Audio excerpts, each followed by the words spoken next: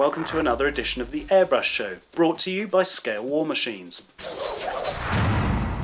Airbrushing is one of the best techniques any modeller can master, and we make it our business to test the best airbrushing products out there, especially for model makers. Here's what we'll be looking at this time. Hello and welcome to the Airbrush Show. We've got another compressor to review for you. This was sent to us by airbrushes.com and it's called the Zeta. It's made by Sparmax. We'll open the box, see what you get. We'll assemble it. We'll obviously road test it, and we'll compare it with some of the other single piston air compressors that we've reviewed on the Airbrush Show.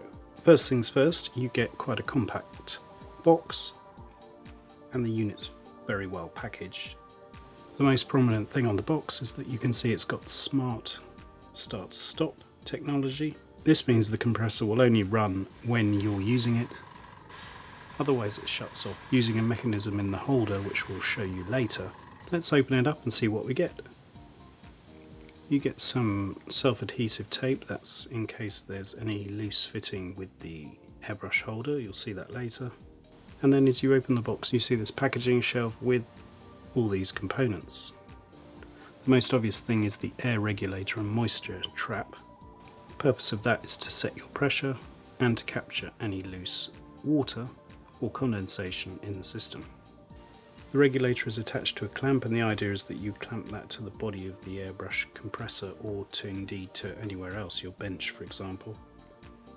You get a holder that will fit into another component. This part is the on-off switch that accepts the holder. And one of the first jobs is to attach that to the clamp part. In the box you also get a coiled, quite sturdy air hose. There's also a braided air hose in orange with 1/8 connectors as well. And here is the compressor itself. As you can see, it's pretty compact. It looks really well made. It's pretty solid. It's got 4 rubber feet, and underneath you can see all the technical specs of the compressor. When it comes to assembling it, there's a certain procedure you need to do. What you're going to do is take the airbrush holder clamp part, in other words the top part, and you're going to attach that using the knurled ring to the air regulator clamp. We found everything a bit loose, so you might want to tighten everything up so it's finger tight, and you just screw that into there. It's got quite a wide mouth on the clamp, so you could also clamp it to anything else.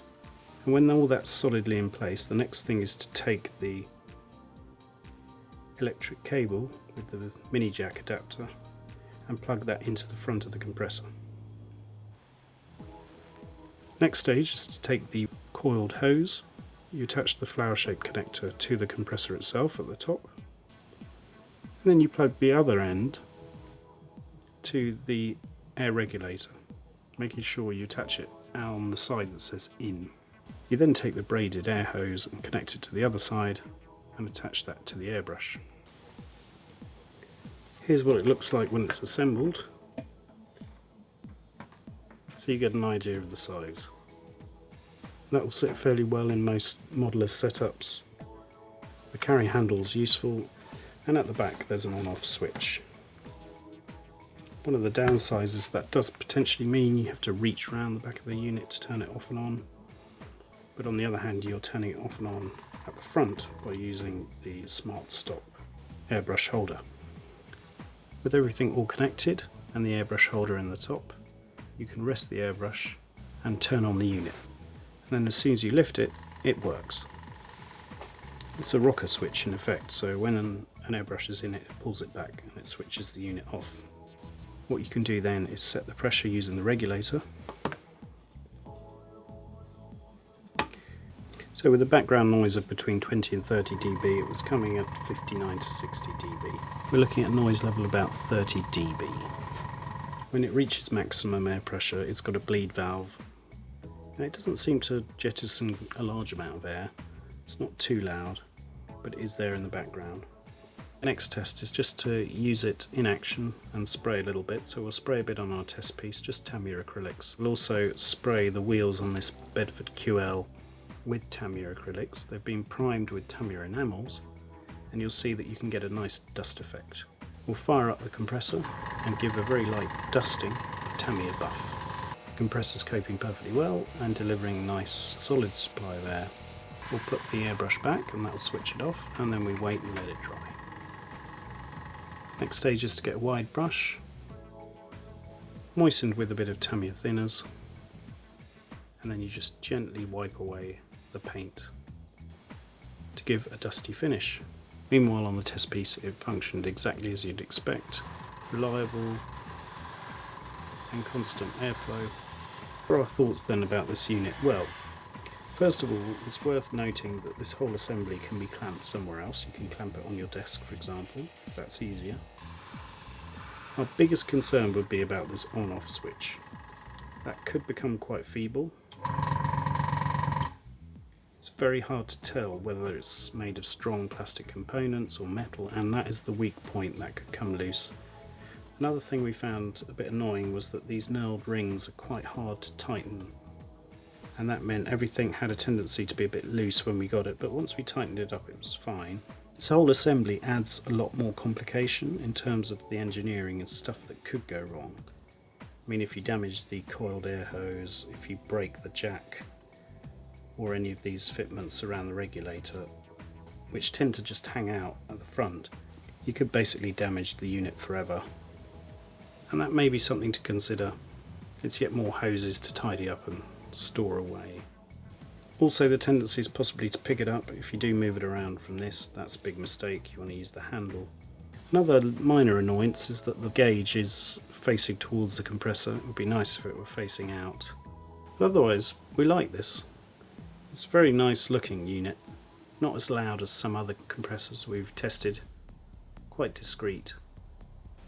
It's definitely quieter than the Airism and Airism Viz, and it certainly seemed quieter than the Iwata Smart Jet that we used. On the plus side, the finish is really nice. It appears nicely engineered, very stable.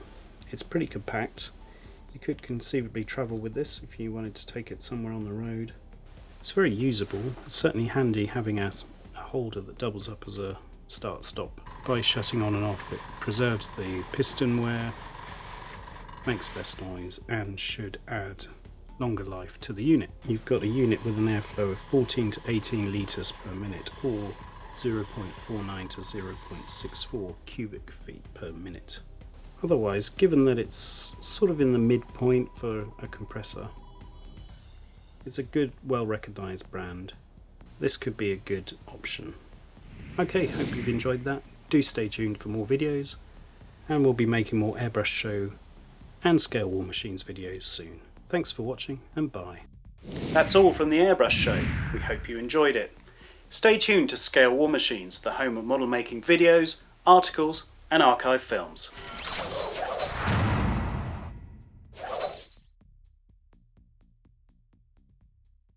Subscribe for our latest videos.